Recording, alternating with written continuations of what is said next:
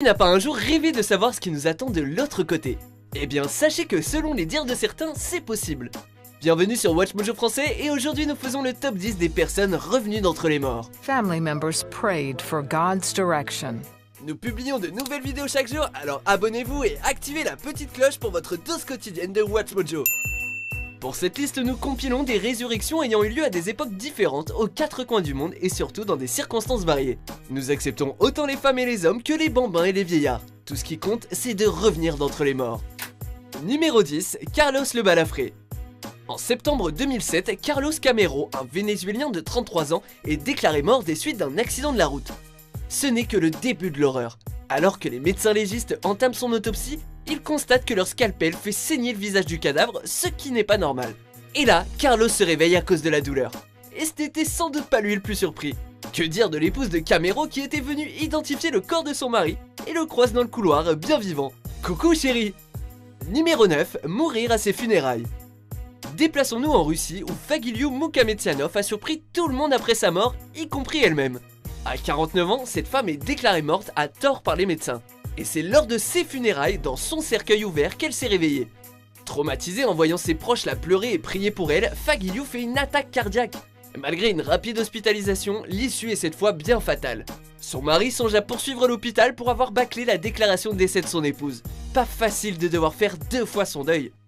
Numéro 8, naissance post-mortem. Elina Negrelli was born while her mother was dead, and then the mother came back to life. La petite Elina Negrelli a redéfini le sens de l'expression « le miracle de la vie ». Son histoire commence lorsque sa mère Erika, une enseignante de Missouri City au Texas, éprouve un malaise. À l'époque, Erika est enceinte de 36 semaines. Le malaise persiste et elle perd connaissance. Ses collègues appellent le 911 mais son état se détériore rapidement et elle convulse. Les collègues tentent de la réanimer à l'aide d'un défibrillateur. À l'hôpital, son cœur ne bat plus et la petite Elina naît par césarienne d'urgence. Au final, Erika s'en tire grâce à un stimulateur cardiaque et un poupon né de façon post-mortem. Miracle! I've never actually heard a story like that before in my life. That is truly extraordinary. Numéro 7, vous pouvez annuler la tombe. On parle ici d'une récidiviste. Une Russe de 61 ans a été déclarée morte à l'hôpital de Tomsk. Après 3 jours passés au frais à la morgue et alors que sa famille avait déjà fait creuser sa tombe, Lyudmila Steblitskaya s'est réveillée bien vivante. Moins d'un an plus tard, des suites d'un malaise cardiaque, elle est à nouveau déclarée morte, mais cette fois, les médecins la réanimeront quelques heures plus tard sans qu'elle ne passe à la morgue. Pour cette habitante de Sibérie, on imagine qu'il faisait pas si froid dans son placard mortuaire, mais quand même, sacré Lyudmila. Numéro 6, vous avez essayé de débrancher puis rebrancher ? En pleine nuit, Val Thomas se réveille avec des douleurs thoraciques, ce qui est rarement bon signe. Cette femme de Virginie occidentale est paniquée, alors elle appelle les secours qui arriveront trop tard. 2 attaques cardiaques, 17 heures sans signe de vie, la rigidité cadavérique qui s'installe. Val est débranchée et ses proches peuvent commencer leur deuil. 10 minutes plus tard, elle se réveille et parle même. États-Unis oblige, on parle d'intervention divine et du plan de Dieu pour Val. I thank God for bringing me back so that I can do what he wants me to do. Numéro 5, mort 2 fois. S'il est une histoire à faire glacer le sang de tous les parents du monde, il s'agit bien de celle-ci.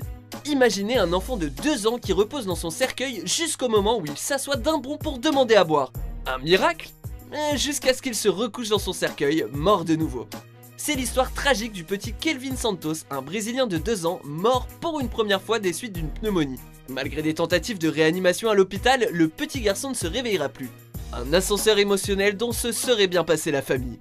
Triste histoire. Numéro 4, la prostituée se tue à la tâche. La prochaine résurrection inopinée survient dans une chambre du Manor Hotel à Bulawayo en Zimbabwe.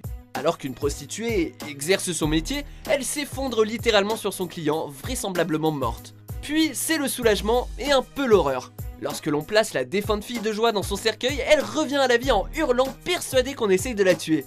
La foule s'affole, la prostituée est en crise, c'est un véritable chaos. Reste à savoir si le client a pris le temps de payer pour les services de la prostituée. Numéro 3, abandon d'un mort-vivant.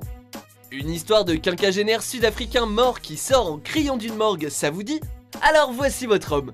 Laissé à la morgue par sa propre famille dans une ville d'Afrique du Sud, l'homme qu'on avait cru mort passera plus de 24 heures à la morgue pour ensuite être hospitalisé brièvement. Outre quelques signes de déshydratation, l'homme s'en sort indemne après avoir, bien sûr, causé tout un émoi parmi les employés de la morgue en question. Il se trouve que la famille du faux défunt n'aurait consulté aucun médecin avant de l'abandonner à la morgue. Non mais ils étaient pressés de s'en débarrasser ou quoi? Numéro 2, Anne Green à la corde au cou. Anne Green naît en 1628 en Angleterre. Adulte, elle travaille en cuisine chez Sir Thomas Reed, période où le petit-fils de Reed la viole. Green tombera enceinte et accouchera d'un enfant mort-né. Elle est toutefois accusée du meurtre de l'enfant et pendue le 14 décembre 1650. Le corps de la domestique est confié à des médecins pour une dissection. Juste avant la première incision, ils ont entendu d'étranges sons venant du cadavre. Anne est en fait toujours vivante, à la grande surprise des médecins qui la soigneront. Elle sera entièrement pardonnée et fera même l'objet de textes et de poèmes. À quand le long métrage Hollywood? Avant de révéler notre premier choix, voici quelques mentions honorables. 22-month-old Maddie Cunningham is safe and healthy today. Just 4 days ago, he was dead.